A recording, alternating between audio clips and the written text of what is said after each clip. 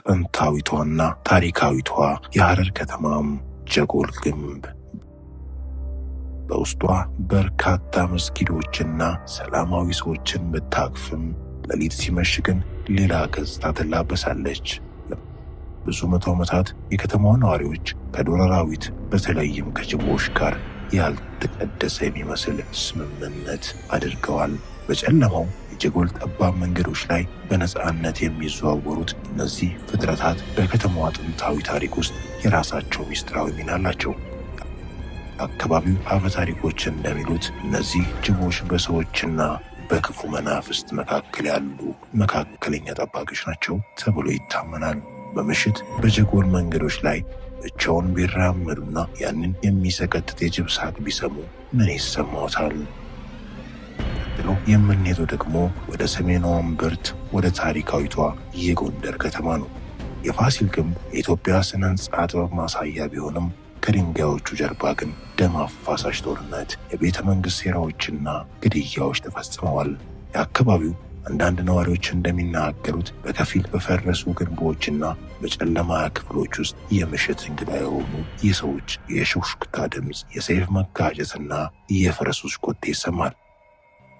በተለይም ንግሥት እሌኒና ንጉሥ ፋሲለደስ በተመላለሱባቸው በእነዚህ ታላላቅ አዳራሾች ውስጥ ያለፈው ዘመን የሞት ነገሥታትና ወታደሮች መናፍስት አሁንም ከተማዋን እየጠበቁ እንደሆነ የሚናገሩ አፈ ታሪኮች አሉ። ይህ ታላቅ ግንብ በቀኑ በሌሊት ደግሞ አስፈሪ የሚስጥር የያዘ ነው። አሁን ደግሞ ከተማዎችን ትተን ወደ መሬት በታች እንውረድ። በባሌ ዞን የሚገኘው የሶፍ ዑመር ዋሻ።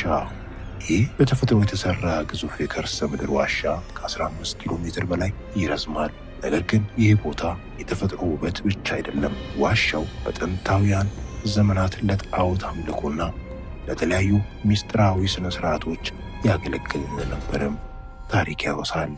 ሙሉ በሙሉ ጨለማ በሆነና የሰው እጅ እግር ባልረገጠባቸው የዋሻ ጥንታዊ ክፍሎች ውስጥ የማይታዩ ረቂቅ ፍጥረታት ጅኒዎች እንደሚኖሩ ይነገራል።